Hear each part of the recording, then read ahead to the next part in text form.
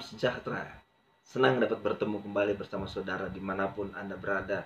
Kami bisa mengunjungi saudara melalui media ini. Itu merupakan sukacita yang luar biasa. Saudara yang terkasih, salam dari saya, istri dan anak kepada saudara dimanapun Anda berada. Kami tetap mendukung saudara dalam doa.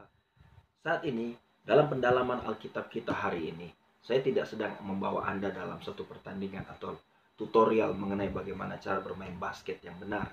Ya, ini adalah bola basket. Hubungannya adalah dengan olahraga. Dan saudara-saudara tahu bahwa ada ayat di dalam Alkitab yang sering digunakan oleh para atlet yang mengaku dirinya Kristen atau pengikut Kristus. Dan dimanapun dia berada, ayat itu bisa muncul. Baik di bajunya, di jersinya, di sepatunya, di tasnya. Bahkan ada yang ditato di dalam badannya atau di tempat di mana orang bisa melihatnya. Saudara, ayat itu adalah dalam Filipi 4 ayat 13. Segala perkara dapat kutanggung di dalam Dia yang memberi kekuatan kepadaku. Saudara yang terkasih, ayat ini menjadi satu cerita yang lucu. Waktu saya ingat beberapa tahun lalu ada seorang petinju kelas berat dari Amerika yang ya saya katakan dia hebat. Di jubahnya dia menggunakan kalimat ini, Filipi 4 ayat 13. Dan pada saat dia bertanding, dia mukul dan akhirnya jatuh lawannya. Dan dia angkat jubahnya tersebut. Dia katakan, segala perkara dapat kutanggung di dalam Dia yang memberi kekuatan kepadaku. Dan pada pertandingan berikutnya, yang terjadi adalah dia bersiap-siap dan dia angkat jubahnya. Dan waktu terjadi pertarungan di atas ring, dia menderita kekalahan KO di, saya tidak lupa, mungkin di dalam babak kelima atau ronde ke-6, saya tidak tahu. Tapi yang terjadi adalah intinya dia KO. Dan jadi pertanyaan adalah, apakah nggak kuat ayat tersebut mendukung dia sehingga dia tidak dapat menanggung pukulan yang begitu hebatnya dari lawannya dan sehingga dia jatuh.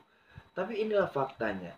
Banyak orang Kristen sering sekali meleset dari konteks atau pemahaman yang benar tentang satu ayat dan suka sekali comot asal-asal dan menggunakan itu dalam kehidupan sehari-hari.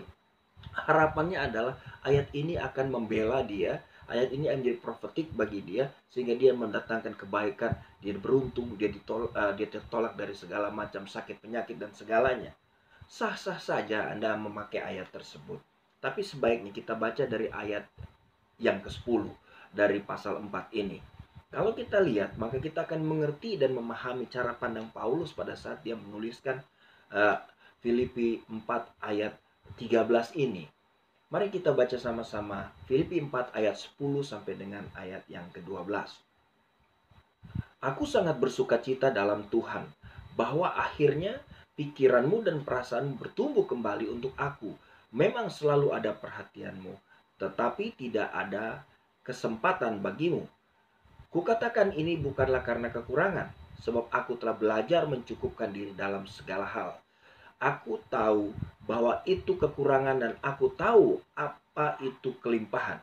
Dalam segala hal dan dalam segala perkara tidak ada sesuatu yang merupakan rahasia bagiku, baik dalam hal kenyang maupun dalam hal kelaparan, baik dalam hal kelimpahan maupun dalam hal kekurangan.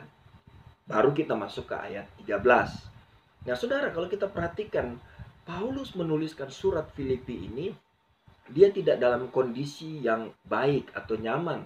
Dia ada di dalam penjara Roma. Dari penjara Roma dia menuliskan surat ini. Dan Anda bisa membayangkan bagaimana keadaan seseorang yang ada di dalam penjara. Apalagi bukan penjara seperti sekarang yang mungkin ada fasilitasnya atau masih ada makanan yang baik. Dulu saya tidak tahu apa makanan basi atau semuanya suasana tidak bagus, suasana juga tidak nyaman. Dan inilah yang terjadi.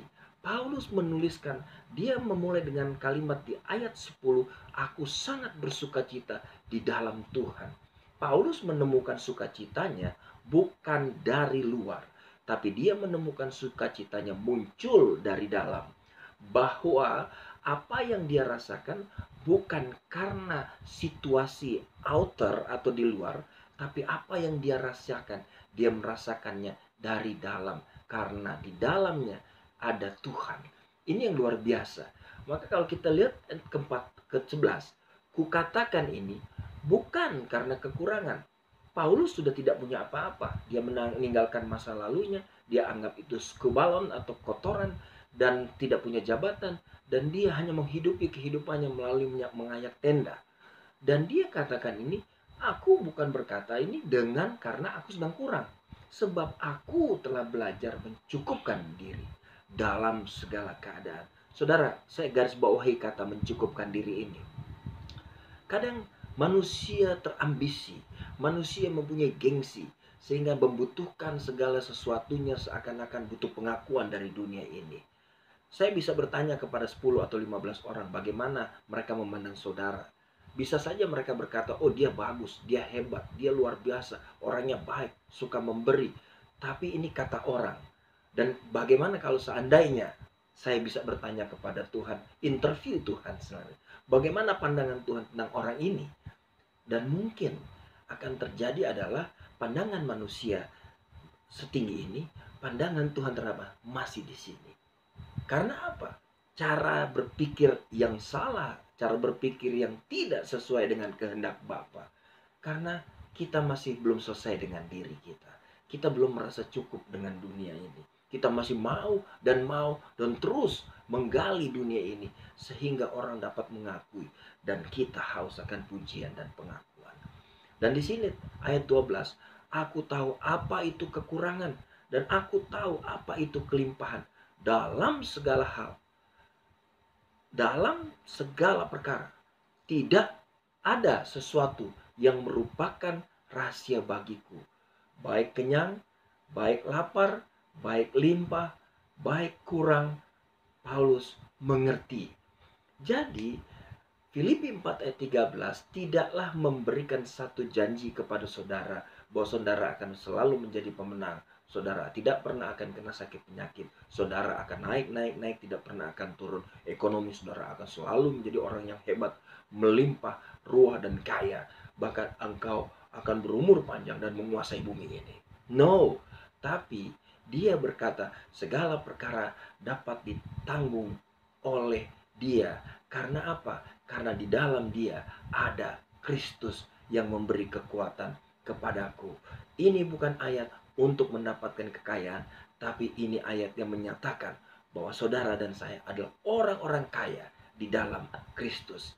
Dan sebagai orang-orang kaya dalam Kristus, kita adalah pewaris kerajaan Allah. Dan itulah merupakan sukacita, itulah merupakan harapan yang luar biasa, bahwa kehidupan, pengakuan, atau apa yang ada di muka bumi ini hanya sementara dan ini hanya sia-sia saja. Seperti menjaring angin. Saudara yang terkasih, saya percaya bahwa saudara selalu menjadi orang yang diberkati. Dan apapun yang saudara rasakan saat ini, bukan mengenai berapa banyak deposito Anda, tapi apakah Anda memiliki Kristus dalam hidup Anda. Apakah Kristus menguasai hidup Anda atau memerintah hidup Anda. Apakah Anda berjuang untuk menghancurkan manusia lama Anda, ego Anda, dan Anda berdiri sebagai manusia yang baru. Manusia yang dikenan oleh Bapa, manusia yang menyenangkan hati Bapa. Itu yang penting. Itu yang penting. Jika itu kita lakukan, jika itu kita perjuangkan, maka segala perkara dapat kutanggung di dalam Dia yang memberi kekuatan kepada saudara dan saya. Tetap semangat, tetap sukacita. Jangan hilang kasihmu, jangan hilang sukacitamu, jangan kehilangan damai sejahteramu. Karena Kristus ada di dalam saudara dan saya, dan kita bersama-sama dalam perjuangan Dia. Saudara, sola gratia. Tuhan Yesus memberkati saudara.